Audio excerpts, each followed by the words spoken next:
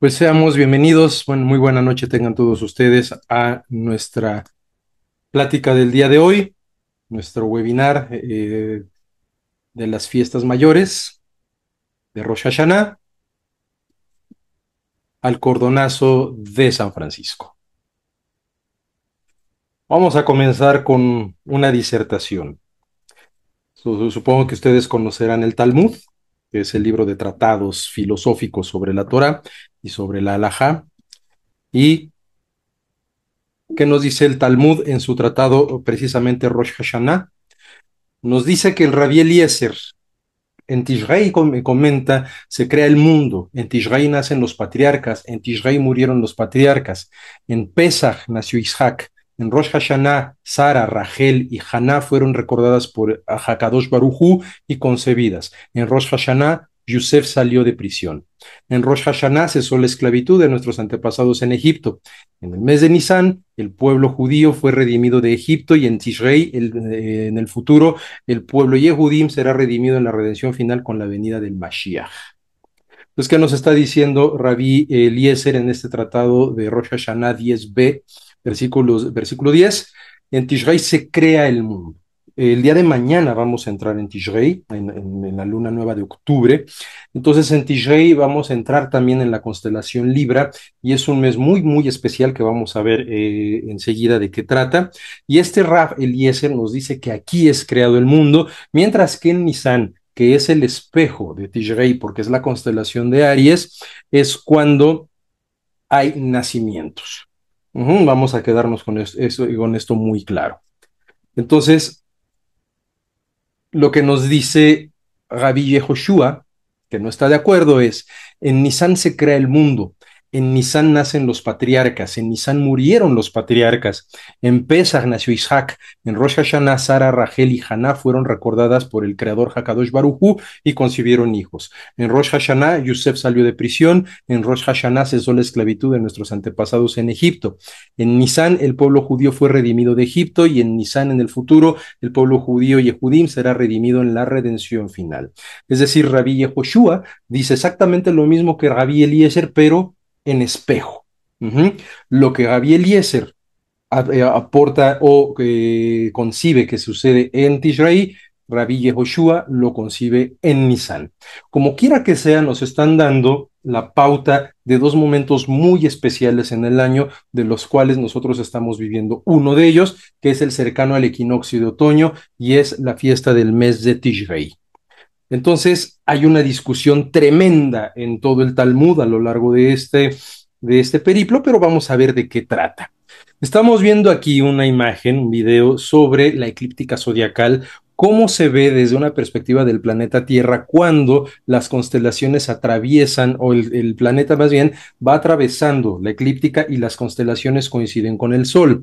Vemos que en cada uno de estos momentos, aquí en Géminis es la primavera, Tauro es el inicio también de la primavera y en Géminis es un signo mutable porque se pasa el verano. Cáncer es el periodo de las lluvias, el mes de Tamuz. Leo es el mes del Mashiach y el mes de generar el amor, porque también es un mes dual de dolor, mientras que en Virgo, que es el que acabamos de pasar, es el de las cosechas, dando pie a la constelación de Libra, que es cuando se encuentra el planeta Tierra en el equinoccio de otoño. Para después, entonces, el Sol comienza su camino de descenso por Escorpio, Sagitario, alcanzando su punto más bajo en Capricornio, que es cuando se da el solsticio de invierno, en Acuario, que es la época más fría, pero que el sol comienza a renacer, y finalmente en Piscis, que comienza a dar paso a la primavera para nuevamente volver a repetir el ciclo una y otra vez en la constelación de Aries, que corresponde con Pesaj o la Pascua. Entonces vamos a ver que hay dos momentos muy importantes marcados. El equinoccio de primavera y el equinoccio de otoño. Vemos aquí que la eclíptica zodiacal en esta elipse de color amarillo nos está hablando de una inclinación de 26 grados respecto del ecuador celeste o desde el plano ecuatorial, y vemos que equinoccio tanto de primavera como de otoño, el día y la noche se encuentran equidistantes, es decir, se encuentran, valen exactamente lo mismo o tienen la misma duración o la misma influencia. Mientras que en verano es la influencia más poderosa del Sol, y en invierno la influencia más débil de este mismo. Pero curiosamente, en invierno es cuando se comienza nuevamente el camino de la vida, y en verano es cuando comienza el camino de la muerte del Sol. Estos movimientos van a ser muy importantes porque van a marcar los movimientos calendáricos de muchas culturas, pero de tres en especial que a nosotros nos van a influir muchísimo por estar aquí en México y evidentemente en Latinoamérica. Una de ellas es la cultura hebrea, representada por el judaísmo. La otra es la cultura occidental, representada por su misticismo cristiano. Y finalmente lo que se vive aquí en los pueblos originarios, como las grandes fiestas del Micailhuitl en México, que se fueron mezclando con estas fechas. Aquí lo importante es irnos haciendo conscientes del tiempo.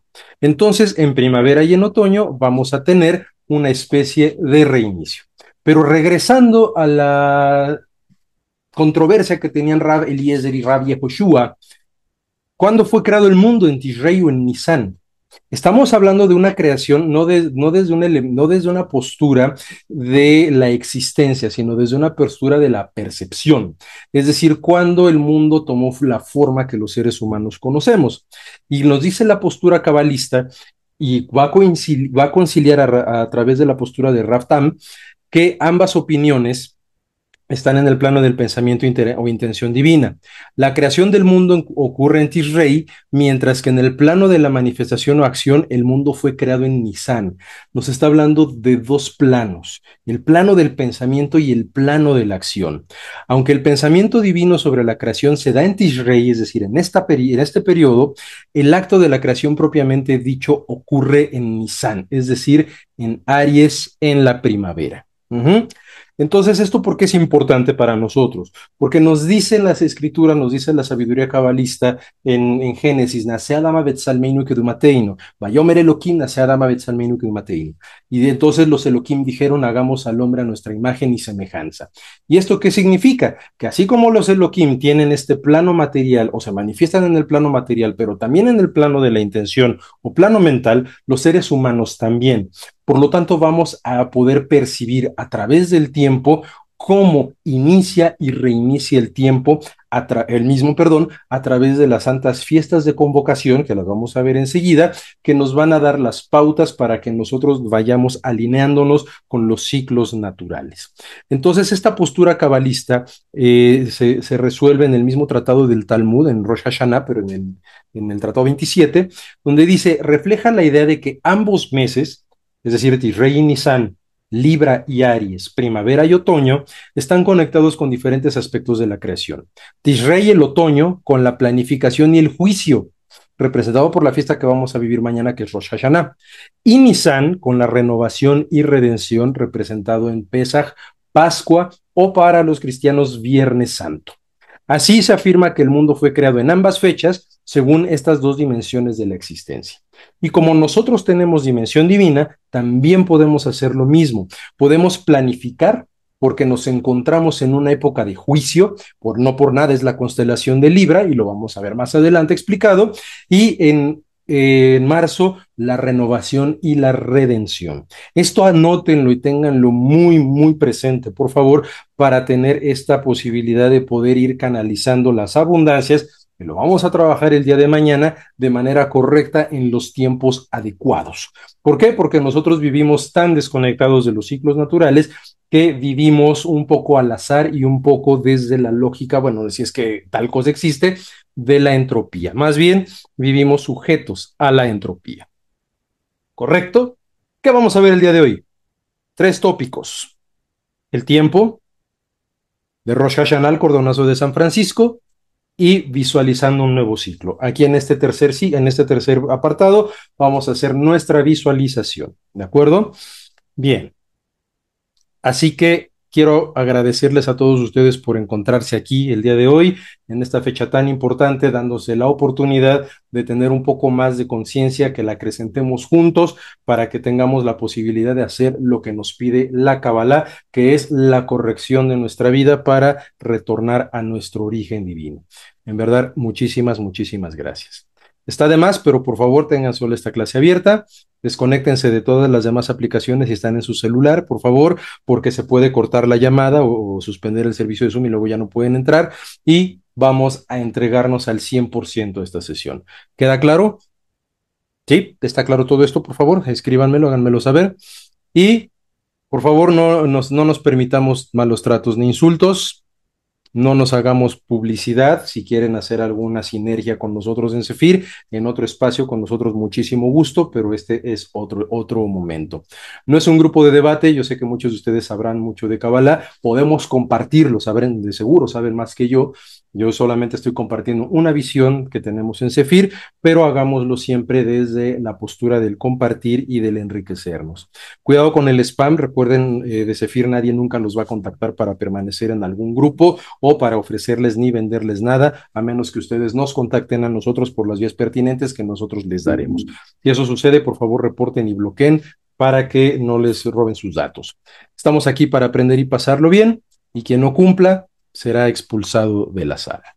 ¿Queda claro esto? Si queda esto claro, sin más preámbulo, por favor, vamos a comenzar con nuestro primer tópico, que es el tiempo. Muy bien. Nosotros damos un programa, o tenemos una visión que es Kabbalah para gentiles. La Kabbalah es sin querer hacer apología del judaísmo y tampoco tratar de pretender lo que no somos, porque la Kabbalah no nos ata al cumplimiento de una cultura, alajá o mitzvah. O sea, no tenemos para cumplir los principios cabalistas que hacernos judíos, a menos que alguien ya se quiera convertir, esa es otra cosa. Según Rabbi Isaac Luria, el Arizal, de bendita memoria, de quien nosotros abrevamos y de quien compartimos su visión, el mejor estudio es la práctica e imitación de las virtudes de los arquetipos contenidos en la Torah llamados Parsufim, que muchos de los que ustedes ya conocen por haber estado en varias conferencias con nosotros, para lograr y perfeccionar nuestra conducta y así recolectar con la chispa divina que existe dentro de los seres humanos. Esa chispa divina que es la chispa de Adán. Y nosotros resumimos nuestra postura en buscar aplicar principios, mas no repetir doctrinas. ¿Queda claro esto? Siempre lo repito, para que no empecemos a confundirnos y ni a mezclar posturas ideológicas, ni políticas, ni nada de eso. Buscamos aplicar principios, ¿correcto? Entonces, ¿qué es lo que se hace la cábala? Nos va a activar sabidurías que se encuentran encriptadas en nuestro cuerpo y en nuestras emociones, sobre todo, o mundo de Asia y mundo de Yetzirah. Nos vuelve conscientes de que somos canales de abundancia y prosperidad. Nos lleva a entender la vida libres de cargas y culpas, comenzando a vivir desde el gozo y el placer de ser hijos del Creador. Es decir, acrecienta nuestra conciencia. La cábala no se estudia, se recibe a través de practicar lo que se estudia. Y finalmente otorga una guía para lograr hacer realidad nuestros sueños, desarrollando la conciencia de que somos canales divinos. ¿Correcto? Entonces, para entender estos canales divinos, tenemos que conocer las santas fiestas de convocación, o que en Kabbalah les llamamos Moedim. Y esos van a ser 7, que tienen que ver con cada uno de los brazos de este candelabro, que es la menorá. Pesach, Hamatzah, o la fiesta de las levaduras, Bikurim, la fiesta de las primicias, Shavuot, para nosotros Pentecostés, Yom Teruah, Rosh Hashanah, que es lo que viviremos mañana, Yom Kippur, el día del perdón, que es dentro de 10 días, y finalmente Sukkot, la fiesta de los tabernáculos. Lo cual, dentro de la cosmovisión cristiana occidental, va a tener también sus homologaciones, que son Viernes Santo, Domingo de Ramos, Corpus Christi, Pentecostés, San Miguel Arcángel y San Francisco, todo el periodo del 28 de septiembre al 4 de octubre, Todos Santos y Natividad. Entonces va a haber, hay paralelismos de lo que se festeja y de lo que se observa a nivel astronómico en ambas fiestas. Recordemos que ambos calendarios son hermanos y nacen de un origen común. Pero para que nosotros tengamos muy presente, seguramente ustedes en el Santoral conocen alguna de estas fiestas y fueron a alguna de estas misas, tiene un elemento sagrado muy importante que vamos a develar el día de hoy. Entonces, estas convocaciones nos van a llevar a vivir el tiempo desde una perspectiva de repetición, pero con el fin de corrección, porque los ciclos se repiten con el objetivo de poder perfeccionarlos. Entonces, de este lado estamos viendo ahora el calendario litúrgico con las 3 fiestas importantes, que son Domingo de Ramos, Viernes Santo y Pentecostés, que son 3 de las santas fiestas de las convocaciones, que son las fiestas de primavera y verano. Y aquí estamos viendo nuevamente las 7 fiestas en el calendario judío de la convocación o Moedim, o tiempos señalados. ¿Dónde se marcan estos tiempos? En la Torah. ¿Por qué? Porque son momentos astronómicos muy importantes de transformación donde la conciencia del ser humano tiene la posibilidad de elevarse y transmutarse. ¿Qué quiere decir esto? Que nosotros no nos vamos a iluminar o no vamos a lograr la conciencia elevada cuando se nos pegue la gana. Hay momentos específicos que tenemos que observar en los calendarios. ¿Correcto? Bien, entonces pasemos a nuestro siguiente tópico, que es de Rosh Hashanah al cordonazo de San Francisco.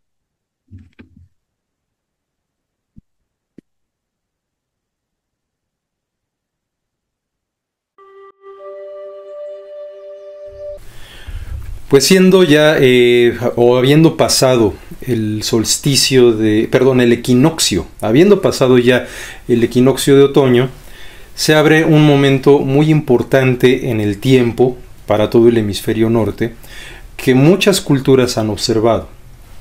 Desde la perspectiva de la Kabbalah, a esto se le conoce como Rosh Hashanah, y desde la perspectiva de otras culturas recibe otros nombres que vamos a ver en este momento. Entonces, dentro del marco de nuestro proceso que recibe el nombre de Kabbalah para gentiles, dentro del paraíso perdido, vamos a ver cuál es la relación que existe entre esta figura que estamos viendo, la oscuridad y la luz. Y esto es de Rosh Hashanah al cordonazo de San Francisco. Muy bien, primero entendamos o revisemos lo que es el Rosh Hashanah. Rosh Hashanah recibe el día en específico, bueno, 2 días fuera de la tierra de Israel, denominados destinados para el Año Nuevo. Curiosamente, aquí estamos viendo un calendario judaico, el Año Nuevo no comienza en el primer mes, sino es considerado el inicio del año en el 7º mes. El primer mes recibe el nombre de Nisan o de Aviv, que quiere decir primavera, y el 7º mes es el nombre de Tishrei. En el calendario judaico, cosa que hemos heredado los occidentales, existe algo que se llama el Mazal. El Mazal es la correspondencia de las constelaciones respecto de los meses del año. Y en el judaísmo van a comenzar a tomarse estos periodos a partir de las lunas nuevas. No a partir de los primeros días del mes como nosotros. Nuestro calendario occidental funciona de otra manera. Entonces vemos aquí, en donde se abre el calendario, que es el mes de Aviv, y están marcadas las fiestas principales. Pesach, Bikurim, Shavuot, Shofarim o Rosh Hashanah, Sukkot, Yom Kippur, Hanukkah, Purim. Son algunas congregaciones son obligadas en la Torah, otras fiestas son determinadas por la historia del pueblo judaico. Como quiera que sea, esto nos está hablando de una cuenta del tiempo muy especial, y vamos a ver por qué en el judaísmo y en la Kabbalah el año inicia en el 7º mes. Que, por cierto, muy lógico, si el primer mes comienza en primavera y la primavera se da a partir, o se empieza a contar desde que empieza Aries, la 7ª constelación o el 7º mes será el mes correspondiente a Libra. Nos estamos encontrando actualmente en el mes de Libra a partir de la luna nueva, que fue aproximadamente hace 4 días. Bien, entonces, teniendo este calendario o esta concepción, veamos cómo se celebra, se festeja o qué tienen ordenado. Se le llama Rosh Hashanah también la fiesta de los shofarim o de los shofarot, perdón, porque es la fiesta del shofar. En la Biblia se le conoce como las trompetas. ¿Sí? Siempre que veamos en el Antiguo o en el Nuevo Testamento las trompetas, se está refiriendo al shofar, que es un cuerno de animal kosher, puede ser un carnero o una vaca, puede ser también un ciervo, una gacela, que se tiene que hacer sonar con ciertos toques entrecortados por 3, 6 y 9. Entonces, estos toques van a tener un significado muy especial, van a tener un propósito muy definido. Vamos a verlos al final. Les voy a poner una grabación de estos shofarot para despertar algo en el ser humano. El mandato que se da, o la mitzvah, para celebrar en el judaísmo Rosh Hashanah es que es un día de gozo. Se tienen que tocar, o se tiene que escuchar por lo menos, el toque de los shofarot, y se tienen que comer alimentos dulces. ¿Por qué? Porque es el día, aquí estamos viendo cómo se está, Raf está tocando el shofarot, porque es el día en el que se dice que caen los juicios duros.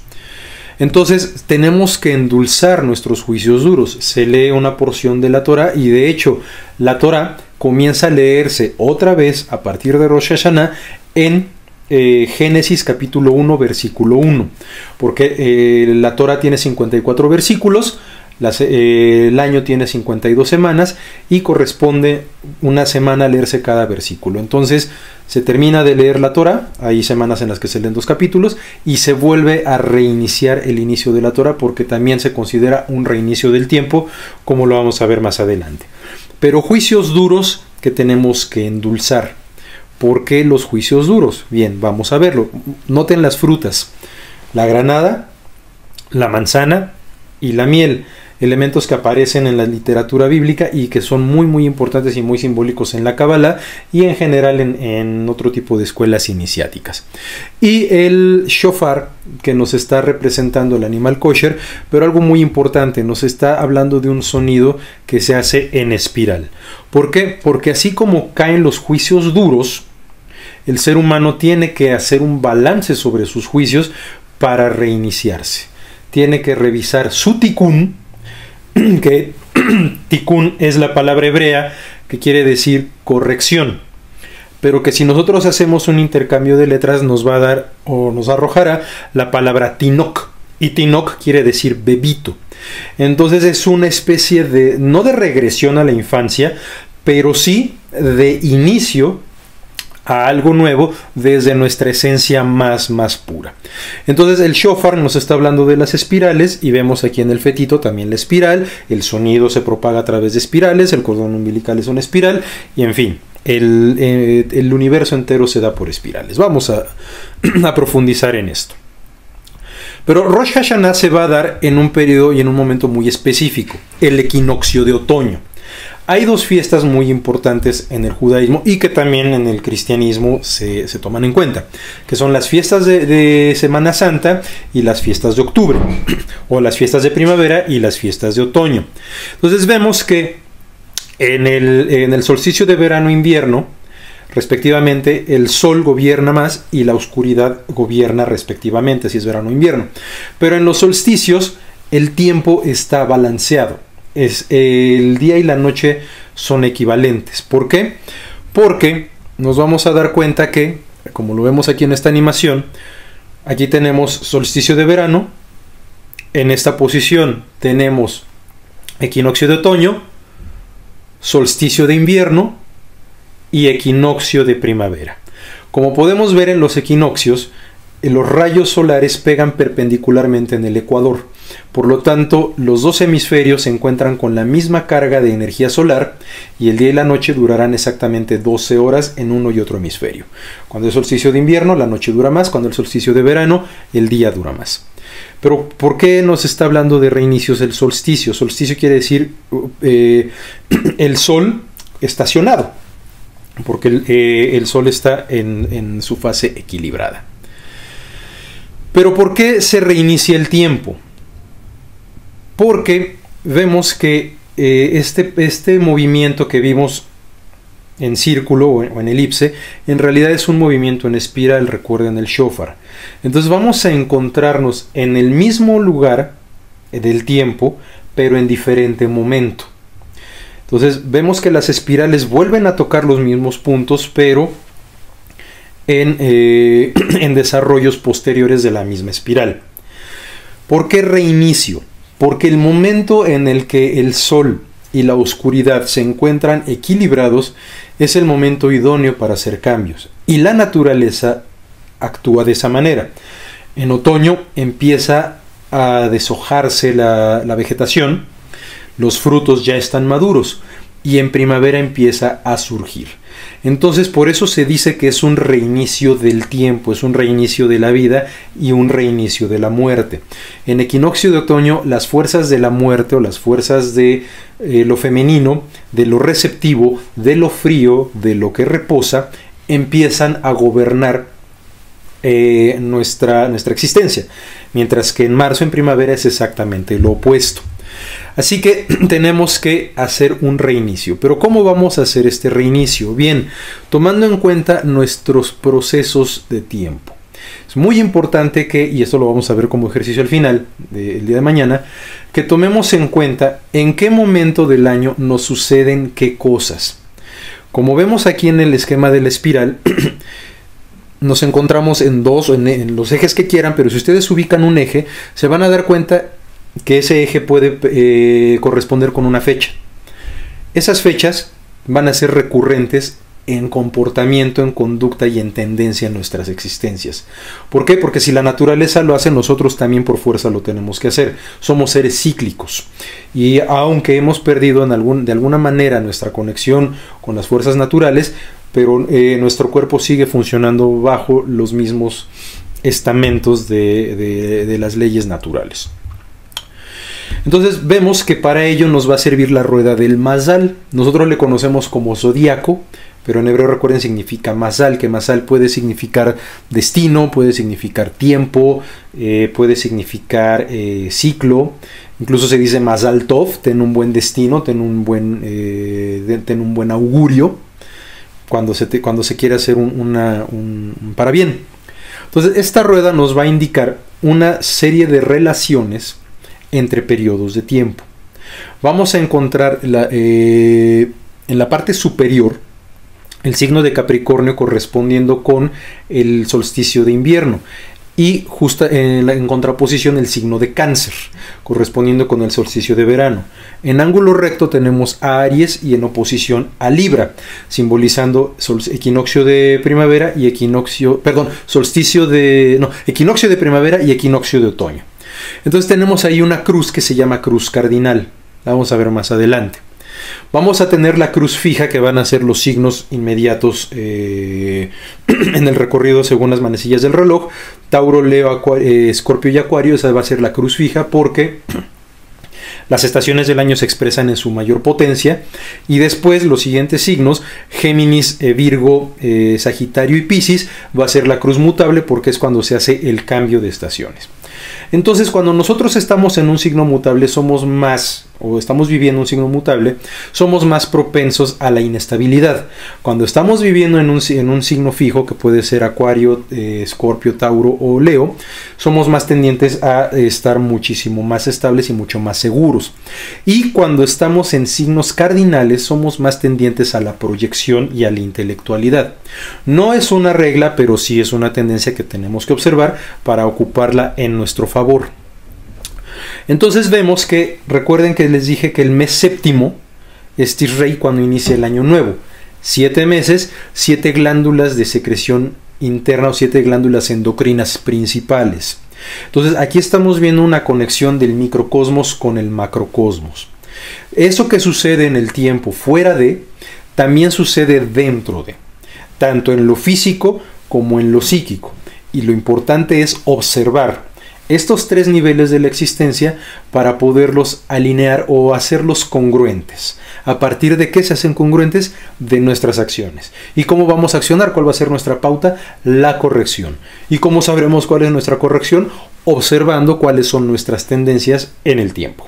Cuáles son nuestros ciclos, dónde entran las crisis, dónde detonamos qué, dónde vivimos cuál. Muy bien, entonces vayan anotando esto para poder ir teniendo un parámetro y poder hacer de este conocimiento algo más pragmático. Bien, entonces este reinicio del tiempo nos va a hablar de que tenemos que tener conciencia de algo muy importante: la presencia del mal. ¿Qué es el mal? Bien, Rosh Hashanah abre el momento de la corrección y van a ser 10 días. Esos 10 días empiezan en la luna nueva de octubre y terminan 10 días después. Esos 10 días se llama, el 10º día es Yom Kippur, el día del perdón. ¿Qué es el día del perdón?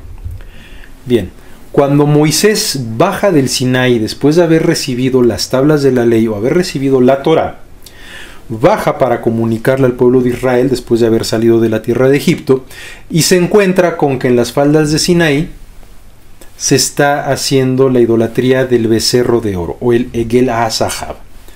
Esto es muy importante porque este hito marca la segunda expulsión del paraíso, del ser humano del paraíso. Es decir, la primera es con Adán y Jabá y la segunda es aquí. La primera se le atribuye a Jabá por haber comido de un fruto, aunque en realidad es una responsabilidad compartida. Pero en esta ocasión, la responsabilidad de la expulsión o de la no entrada, del no retorno al paraíso, fue de los hombres. ¿Por qué? Porque los hombres fueron quienes idearon y quienes construyeron este becerro de oro. Esto es muy significativo porque se había aceptado la Torá, las leyes supremas, pero se construye el becerro como una autoproyección. La idolatría es autoproyección y ese es el gran pecado o el gran error. ¿Por qué? Porque si ya me estoy conectando con la gran sabiduría, el miedo me gana y entonces empiezo a tratar de manipular el mundo según mis propios términos. Entonces la idolatría es autoproyección y eso es lo que está simbolizando el Egel HaZahab o el becerro de oro. Entonces Moisés tuvo que subir nuevamente al Sinaí a pedir perdón porque las fuerzas divinas le dicen a Moisés: voy a eliminar a este pueblo y de ti haré una gran nación. Y Moisés dice: no, hemos pasado por todo el periplo de Egipto, por todo el periplo del desierto y este pueblo merece ser salvado, pero tienen que probarlo. Entonces Moisés va a pasar 120 días en el monte Sinai enfrentando un juicio duro en nombre de Israel. Consigue finalmente el perdón y baja y se dan una serie de mandatos para el Día del Perdón. ¿Qué se celebraba en el Día del Perdón cuando Israel ya se encontraba en la tierra prometida? Vamos a verlo enseguida. Un antecedente anterior que tiene que ver con la validación del mal es el que vemos aquí. Y los gigantes estaban en la tierra en aquellos días y también después, cuando conocieron los hijos de los señores a las hijas del hombre, y les parieron hijos. Estos fueron los valientes que siempre hubo, varones de fama. En hebreo nos dice: Hanefilim haya baretz vayamim achem vegam achareichen asher yavoa benei Elohim et benod ha'adam veyaledu lachem hemah hagiborim asher meolam atiseh Hashem. Aquí la palabra que nos importa en español es los gigantes, pero en hebreo está en blanco: Hanefilim, los nefilim. ¿Por qué este es un antecedente? Bien, porque estos nefilim, al haber tomado a las hijas de los hombres, se dice que inyectaron la semilla del mal en el corazón del ser humano, que después floreció en el momento del becerro de oro, y después en muchos otros momentos. ¿Pero qué se hacía entonces en Yom Kippur? Tenemos este antecedente de los nefilim inyectando la maldad en el corazón de los hombres y después el becerro de oro como una segunda expulsión del paraíso. ¿Qué se hacía en Yom Kippur? Cuando existía el templo de Jerusalén, se buscaba ahuyentar a esta criatura, el jefe de los nefilim, o el príncipe o el zar en hebreo, que recibe el nombre de Azá, entre los árabes es Uzá. Y es muy interesante porque evoluciona de una manera muy importante, pero eso lo veremos en otra ocasión. Entonces se buscaba ahuyentar a este personaje en Yom Kippur. Entonces, ¿qué sucedía? ¿O qué se hacía? En Yom Kippur, cuando en Jerusalén existía el templo, se hacía un sorteo de 2 machos cabríos. Se sacaban 2 listones, uno con el nombre de Dios, el tetragrama Yod-Hei Vav-Hei, y otro con el nombre de Asa. Entonces el macho cabrío que salía sorteado con el nombre de Asa se le ataba, como vemos, el listón rojo, y al otro se le ataba el blanco. El que se le ataba el listón blanco en el altar de los sacrificios fuera del templo de Jerusalén se sacrificaba, se inmolaba a Yod-Hei Vav-Hei, a Elohim, mientras el sumo sacerdote pronunciaba el nombre santo de 216 sonidos y 4 letras. Era la única vez y el único hombre que tenía la posibilidad, o ser humano, de pronunciar el nombre santo. Entonces, ¿qué hacían con el macho cabrío con el listón rojo? El sacerdote ponía sus manos sobre el macho y confesaba los pecados del pueblo. Y después se sacaba a este macho y todo el mundo le iba susurrando a este animal todos sus pecados, para después llevarlo en procesión a las afueras de Jerusalén y despeñarlo. Lo despeñaban porque la idea era que todos sus huesos se quebraran y muriera en la caída. Parece cruel, sí, pero esto lo vamos a entender en la siguiente sesión. Lo que a nosotros nos interesa saber es que este antecedente de los Nefilín, sumado al de el becerro de oro, se expían en Yom Kippur. La idea era distraer al príncipe de los Nefilim para que el corazón del ser humano pudiera concentrarse en las oraciones de Yom Kippur y conectar el único día del año que se podía conectar con Dios directamente, porque el ser humano se elevaba en sus plegarias y el Creador abría las puertas del cielo para permitir la conexión, y entonces un año más se tuviera la posibilidad de hacer la corrección del becerro de oro, ¿sí? Entonces se hacía con un macho cabrío. ¿Por qué? Porque Asa tomaba la forma de un macho cabrío. Y algo muy importante, el macho cabrío, recuerden en el Masal, es Capricornio, solsticio de invierno, que es cuando nacía Jesucristo. Después, ya en tradiciones posteriores, Jesucristo nace en este periodo en diciembre.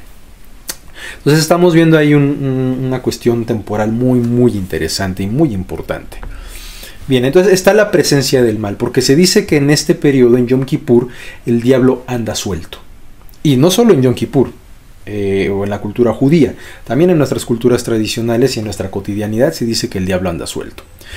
Pero es el periodo de hacer la corrección. Tenemos aquí un mazal, tenemos las 7 glándulas de secreción interna, las 7 fiestas principales o las 7 fiestas ordenadas por el Creador a lo largo de 12 meses. Es decir, las fiestas no son solamente celebraciones de regocijo, sino las fiestas que en hebreo se dicen Hag.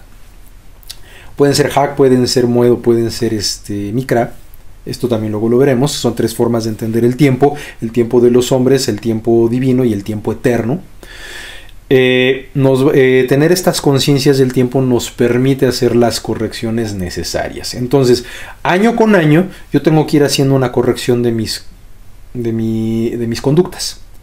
Pero ese año con año tiene que haber una proyección de 7 años para hacer una corrección más grande. Y después una proyección de 49 años para hacer una corrección todavía más grande o más profunda. Entonces este concepto del tiempo nos permite ir haciendo correcciones con objetivo, no correcciones a partir de la carencia o de nuestras propias flaquezas, sino correcciones con proyección, correcciones concienzudas, que esa es la idea de esta plática. Bien, entonces la corrección se da en el en el equinoccio de otoño, porque en otoño estamos pasando por Libra. Entonces nosotros ya de la constelación de Libra de hace un año a esta, ¿cómo se desequilibró nuestra balanza? ¿Qué aspectos de nuestra existencia hemos atendido y cuáles hemos pasado de lado? ¿Qué crisis nos han movido y qué crisis nos han hecho superarnos? ¿En qué nos hemos hundido? ¿En qué hemos recaído? ¿Y en qué hemos tenido éxito? Entonces nuestra balanza va a estar desbalanceada, y nosotros lo que tenemos que hacer es balancearla, pero no en nuestros actos actualmente. Esta balanza se va a volver a equilibrar hasta marzo. Lo que tenemos que hacer ahora estos 6 meses es hacerlo conducente para ir cargando nuevamente, si estamos muy del lado del rigor, que la misericordia prive nuestras existencias. Y si estamos muy en la misericordia, meternos un poco más de disciplina. Pero recuerden que el rigor no es malo, la misericordia también es falta de límites. El rigor es exceso de límites, pero el rigor nos lleva a la virtud. Entonces, ¿cómo equilibramos esto? Entonces, ir planeando cómo lo vamos a hacer y ir haciendo pequeñas acciones para que en marzo nuestra balanza esté equilibrada. Se va a volver a desequilibrar, pero no es lo mismo que se desequilibre porque el tiempo me tomó por sorpresa a que se desequilibre porque yo ya lo tengo calculado, o si no calculado, por lo menos previsto, y saber cuáles pueden ser las posibilidades de corrección que voy a tener para el siguiente Libra o de planeación para el siguiente mes de Libra. Esa es la idea de las fiestas, por eso son 7. Entonces en cada una de las 7 fiestas tenemos que ir corrigiendo un elemento, un aspecto de nuestra vida muy importante. En Pesach, por ejemplo, en Pascua se corrige la libertad.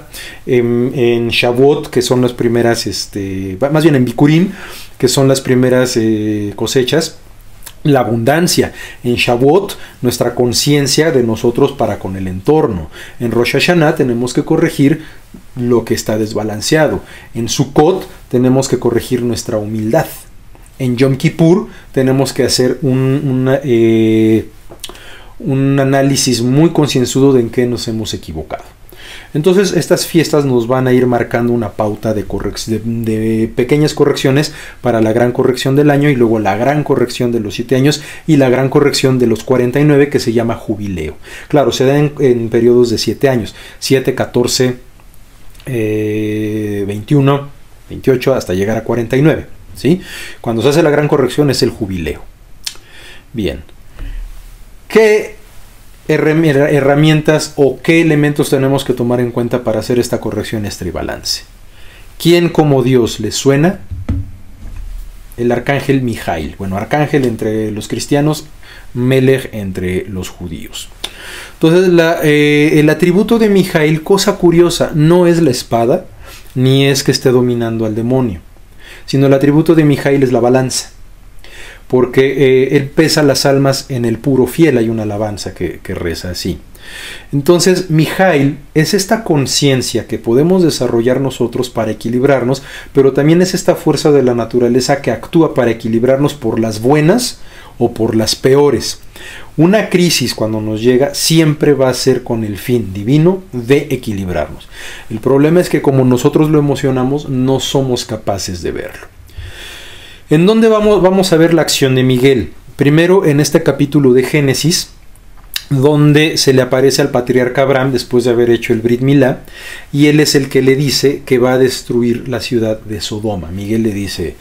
se le aparecen Gabriel, Miguel y Rafael. Rafael le dice a Abraham que va a sanar de su herida, bueno, de su intervención, de su Brit Milá, de su circuncisión. Gabriel le dice que a partir de ese momento, dentro de un año, tendrá un hijo. Fíjense, los ciclos del año, el masal, los 12 meses. Y Miguel le dice que va a destruir la ciudad de Sodoma y las 5 ciudades pecadoras. Otro momento en el que aparece el arcángel Miguel, Apocalipsis 12. Y este es un capítulo muy importante porque aquí aparece el arquetipo de la Virgen María, la mujer cubierta de sol, con un manto coronada de sol, con un manto de estrellas, con una corona de 12 estrellas y con un dragón bajo sus pies, que es el arquetipo de todas las vírgenes, la Virgen de Guadalupe, la Virgen María y en todas sus advocaciones. Pero también se dice que Miguel abrió las puertas del abismo para pelear con el demonio, y aquí lo estamos viendo en la imagen. Ahí estamos viendo al arcángel Miguel peleando con... No se dice demonio, se dice dragón. Está peleando con el dragón, que es este monstruo. Vamos a ver qué significa esto. Y finalmente en el libro de Judas, en el Nuevo Testamento, donde nos dice que cuando muere Moisés, se disputan el alma de Moisés el arcángel Miguel y el demonio. Pero ninguno de los dos tiene el poder de llevarse a Moisés, y tiene que bajar Dios mismo a llevarse a Moisés. Pero es esta lucha de la oscuridad contra la luz.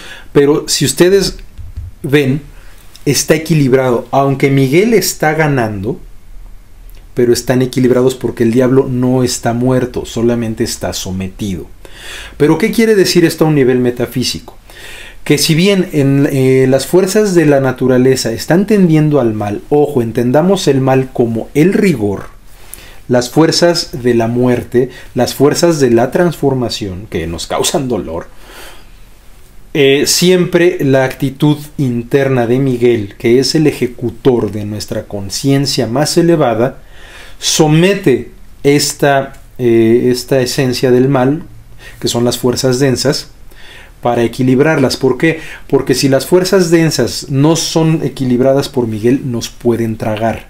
Las fuerzas telúricas son más fuertes que la voluntad humana, ¿sí? Los seres humanos podemos generar civilizaciones, pero basta un huracán para destruir una ciudad. La podemos volver a levantar, pero la naturaleza nunca va a ser vencida. Entonces esa tensión, esos balances, está representado por Miguel. Hoy justamente es la fiesta de San Miguel Arcángel. Hoy es cuando tenemos que hacer el balance del bien y del mal. Hoy se abre este portal que va a terminar en Yom Kippur y que justamente Yom Kippur coincide con la fiesta de San Francisco. Son el mismo día.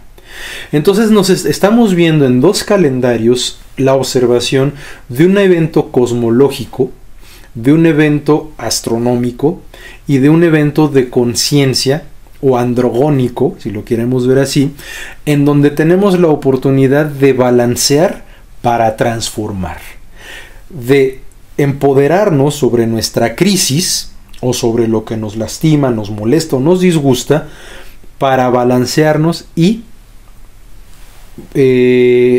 inclinar la balanza en el favor de lo que necesitemos. Puede ser rigor, puede ser misericordia.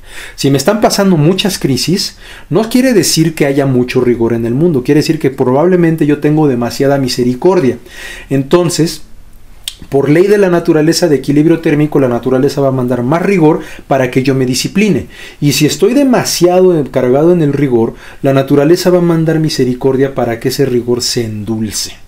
Ojo, misericordia no quiere decir bondad, quiere decir flexibilidad en este caso. Si yo soy demasiado rígido, me va a empezar a mandar la naturaleza o la divinidad, o como lo quieran ver ustedes, los elementos que van a hacer que yo cuestione mi orden, que yo cuestione el cómo funciona. Sí, entonces hay que ser flexibles, a veces hay que saltarse algún paso, dependiendo de cómo sea nuestra existencia. Esa es la acción de San Miguel. Y San Miguel, que su nombre quiere decir quien como Dios, está representado o gobernado por un astro que se llama Cujab o Mercurio. Y recuerdan los 7 glándulas, las 7 fiestas. Bueno, Mercurio tiene que ver, o Cujab, con la glándula pituitaria. La regulación de todo el sistema endocrino, de los ciclos de sueño y de la glándula hipófisis, que la glándula hipófisis es la reguladora de todos nuestros ciclos fisiológicos. Por lo tanto, tener conciencia de la pituitaria es la glándula reguladora de la reguladora. Entonces es despertar a esta conciencia. A lo mejor no nos vamos a iluminar, pero sí tener esta conciencia de que estoy sujeto a los procesos del tiempo y que las crisis que están sucediendo tienen el propósito de balancearme, y que una vez que yo entiendo esa crisis voy a poder mover ese balance de manera voluntaria, pero siempre atendiendo a las leyes naturales. Por lo tanto, ni la crisis se sentirá como dolorosa, ni la abundancia se sentirá como el elemento más pleno y estoy totalmente feliz de mi existencia, sino nos llevará a alcanzar la paz. Y este elemento que estamos viendo aquí, que es el sello de Miguel, es la forma correcta de entender a los arcángeles. Lo que vimos hace unos momentos es una representación, es una antropomorfización para poder entender el símbolo, pero en realidad es más un sigilo, es una fuerza abstracta. Si lo entendemos así, podemos ver que opera a nivel interno, pero también a nivel externo. A nivel externo se equilibra por sí mismo. Nosotros, ¿cómo hacemos el equilibrio entre nosotros? O el balance. Recuerden, el balance es dinámico, el equilibrio es estático. Nosotros debemos tender al balance.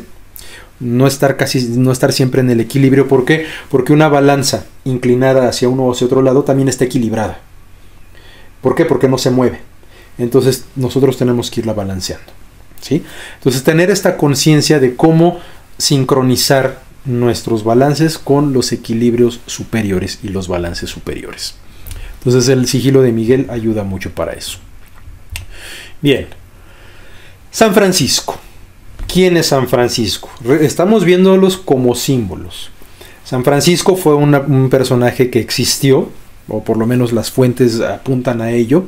Está ya más dentro de la leyenda, pero vamos, sí hay cartas, sí hay comunicación epistolar que nos dan cuenta de que un hombre nacido en Italia, en la Baja Edad Media, fue a viajar a Egipto, o más bien viajó a Egipto para tratar de evangelizar y demás, y que fundó 3 órdenes mendicantes, y que fundó la orden de los franciscanos, que buscaba emular a Cristo en su bondad, en sus dolencias y en su visión mística. San Francisco ante todo es un místico, y San Francisco es considerado uno de los primeros, o si no es que el primer estigmatizado, es decir, que compartió los dolores de Cristo, que empezaron a sangrar sus manos en consonancia con las heridas de Cristo.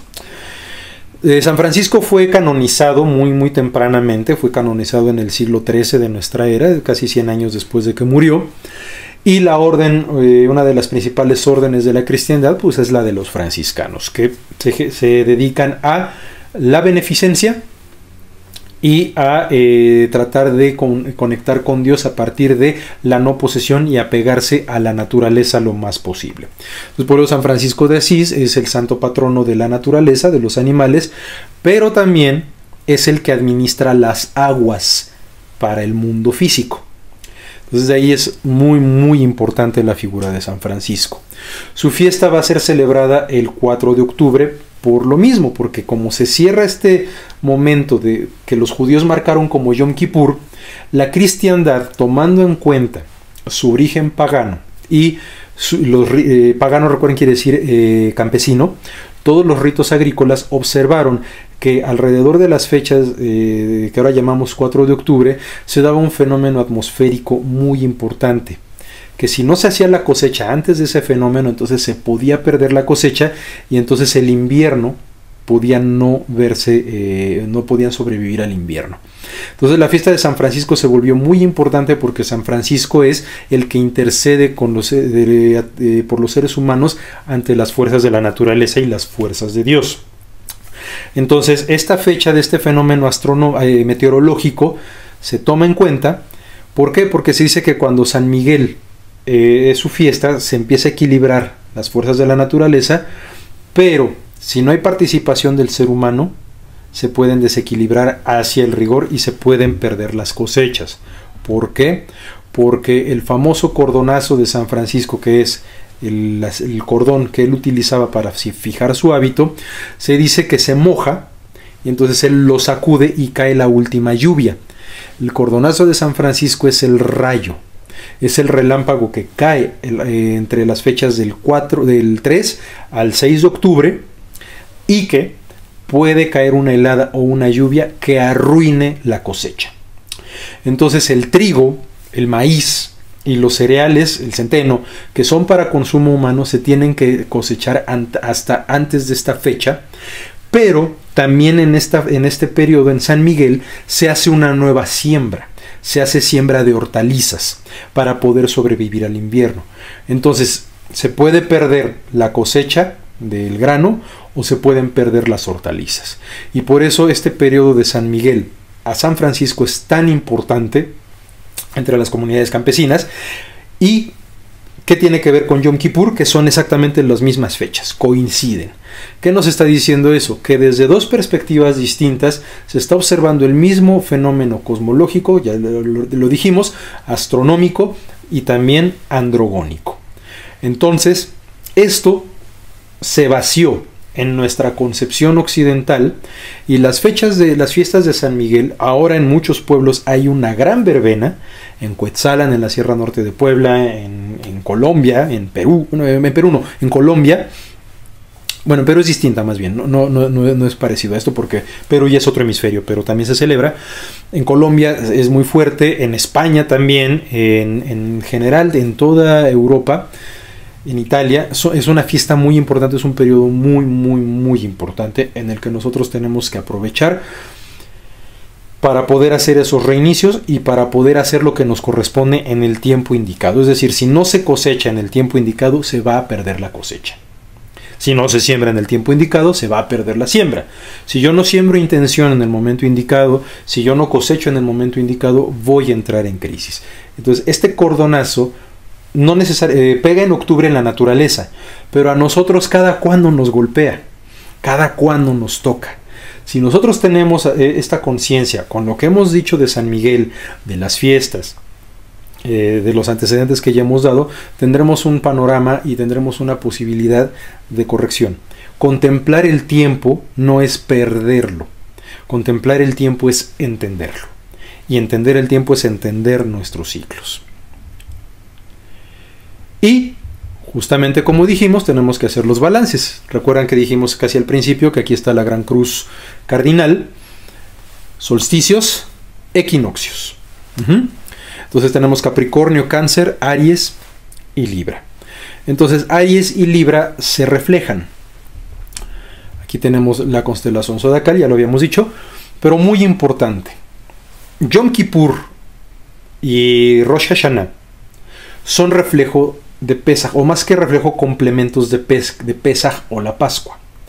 San Miguel y San Francisco son reflejos y complementos de Semana Santa, de la crucifixión y la resurrección de Jesucristo. ¿Por qué? Porque nos está indicando, y esto lo vamos a ver a detalle en la siguiente sesión, que en primavera, desde una perspectiva mística, en la luna llena de primavera, que es cuando se da la crucifixión de Cristo, se logra la trascendencia de los hombres, género masculino. En octubre, en Yom Kippur, de Rosh Hashanah Yom Kippur, se da la trascendencia de las mujeres como género. No podemos iluminarnos cuando queremos, no podemos llegar a estados de conciencia elevados cuando queramos. Si no es en estas dos fechas, no se puede. Entonces la preparación de Pesaj a Pesaj, la preparación de Rosh Hashanah a Rosh Hashanah, o en el idioma de la cristiandad, de la crucifixión y la resurrección a San Francisco, y de San Miguel a la crucifixión y resurrección. Son periodos en los que uno tenemos que proyectar y otro tenemos que actuar. Y eso nos va a llevar a balancearnos. Nos va a llevar justamente a entender las crisis y a tener nuestro fiel, el atributo de San Miguel, cargado para un lado y a otro. No quiere decir que no se entre en crisis, pero no quiere decir que perdamos toda la esperanza, ni quiere decir que nos sintamos los seres más extraordinarios, que encontremos la paz, porque el balance de esta balanza justamente se trata de la vida humana. Y finalmente, esta balanza nos recuerda mucho el juicio de Mat. Anubis tiene mucho que ver con San Miguel Arcángel, muchísimo. Y también tiene que ver con, tanto en la cristiandad como en el judaísmo, digamos que es el prearquetipo de estos dos seres, ¿sí? Porque Anubis custodia la entrada al mundo de los muertos y tiene la balanza. San Miguel tiene la balanza y el custodio de la entrada al mundo de los muertos o al paraíso es el arcángel Uriel. Entonces vamos viendo cómo es el arquetipo de arquetipos. Entonces este juicio ya nos lo hace la naturaleza. No hay necesidad de juzgarnos nosotros mismos. Lo que sí hay necesidad es de entender qué proceso estamos viviendo y cómo lo vamos a superar, cómo lo vamos a corregir y cómo lo vamos a accionar. ¿Es doloroso? Sí, sí es doloroso. Pero que sea doloroso no quiere decir que tiene que ser sufriente. Bien. Con esto dejamos esta primera parte, en donde las fuerzas de la luz se tienen que equilibrar con las fuerzas de la oscuridad o de la noche. Tenemos un periodo muy muy importante para hacer estas reflexiones y el día de mañana vamos a trabajar con eso justamente. El día de mañana en nuestra sesión vamos a ver esta visión desde otras culturas, pero ¿qué hacer? ¿Qué hacer? ¿Cómo visualizar? Y sobre todo, estamos entrando en un periodo femenino. ¿Qué hay que hacer con nuestro femenino en este momento? Y cómo estas celebraciones, tanto en el judaísmo como en la cristiandad, como ya en las tradiciones muy propias del país de México, nos está indicando qué hacer. Bien, pues esto fue de Rosh Hashanah al cordonazo de San Francisco.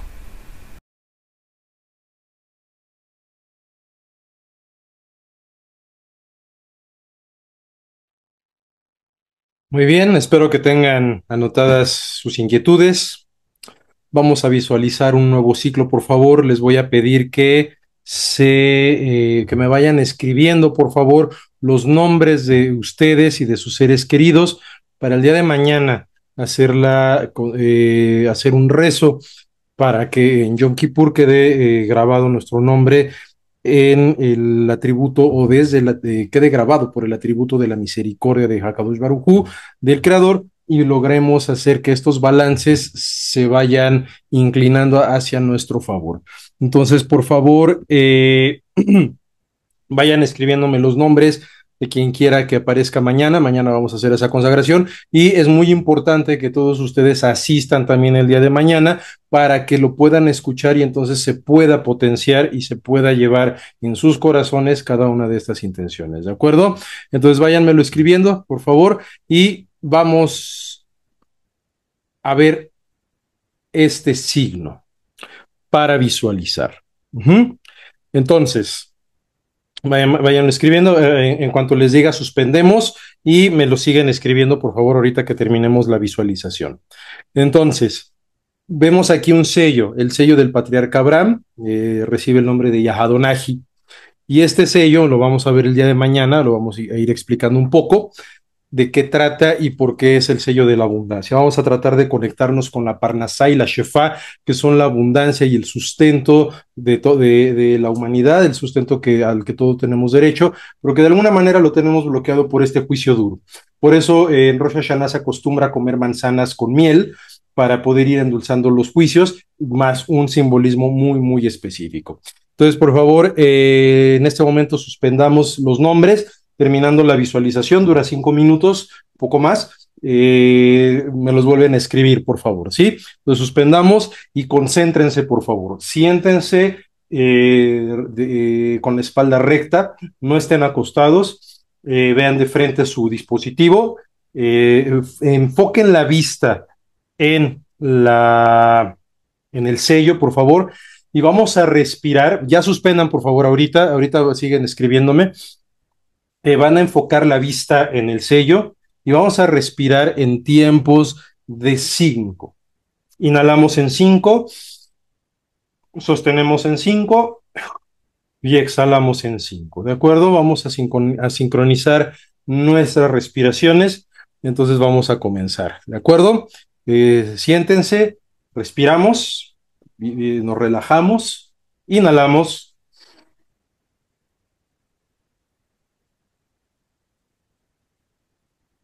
exhalamos. Una vez más, inhalamos,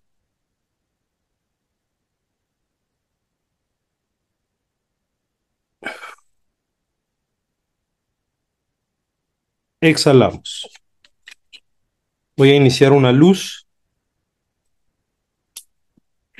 para que esta preparación hacia el día de mañana pueda irse compartiendo entre todos nosotros y enfoquemos nuestra atención en el sello y en el sonido. No pierdan su respiración.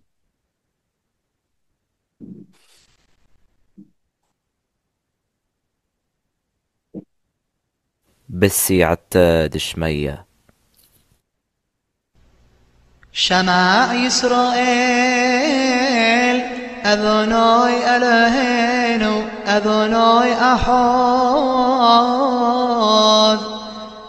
وأوهبتا إذ أذناي ألهاقا بخل لبا بخا وبخل نفشقا وبخل مذاقا وهايو هالدباريم هو إلا أشر آنخي مصوخا هيم على لبابخا وشننتم لبناخا ودبر طابام بشفت خاب بيثاخا وبلغت خاب الدارخ وبشخ بخا وفقوما خا شرتم لأفعل يذا خا وهايو لطفث بين عينا خا واختفتم على المزوز بيثا خا وفي شعر خا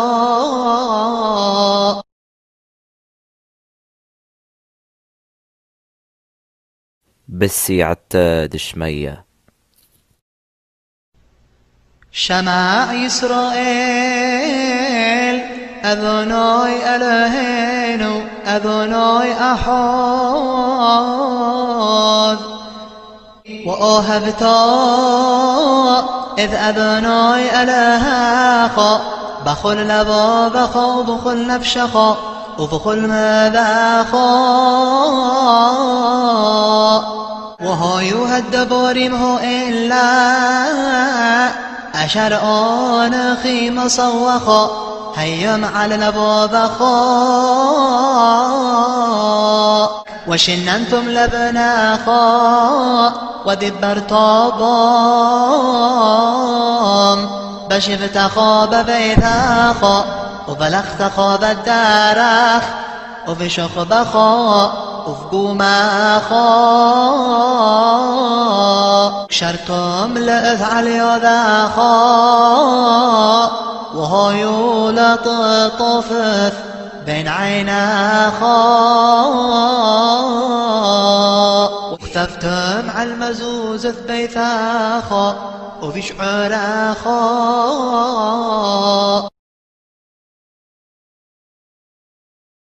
بسيعة دشمية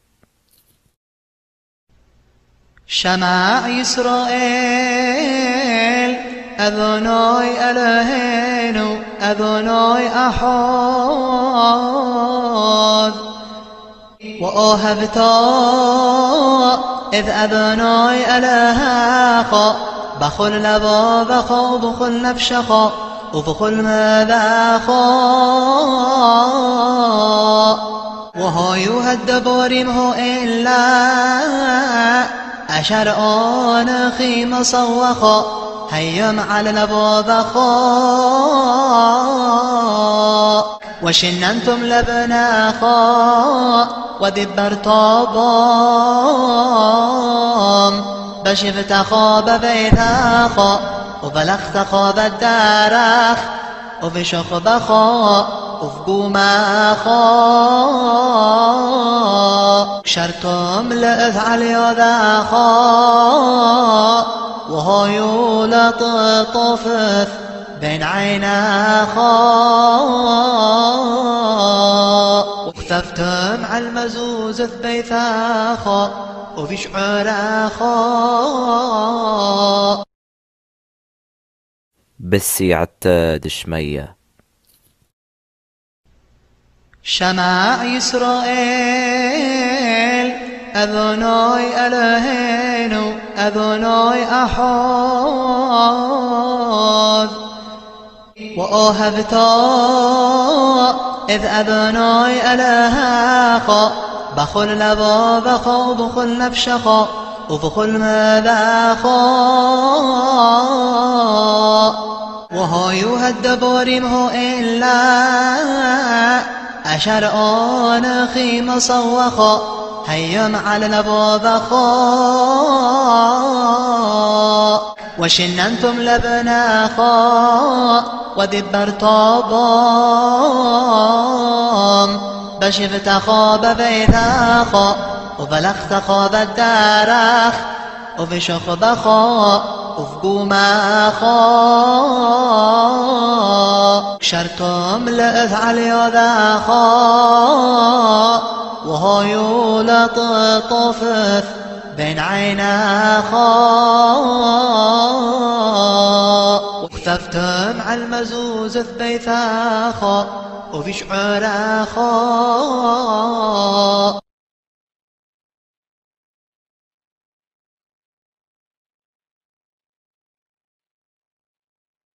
Muy bien, vamos, vamos volviendo poco a poco, ya estamos a punto de ir concluyendo. Vamos regresando, vamos otra vez posesionándonos para irnos a dormir con esta intención de preparación para la bendición del día de mañana y que este sello de abundancia haga su labor en nuestra subconsciencia. Mañana vamos a explicar un poco de qué trata y vamos a continuar con la segunda parte de esta plática. Entonces mañana vamos a hacer la bendición del nuevo ciclo, por favor no falten. Ahora sí, continúen escribiéndome los nombres de todos sus seres queridos, de ustedes mismos, para poder ir a elevar esta plegaria y poder hacer este servicio que nos corresponde. Entonces ahora sí, vamos a resolver sus dudas y muchísimas gracias por haber estado aquí. Esta fue la primera parte de nuestra sesión de Rosh Hashanah al cordonazo de San Francisco.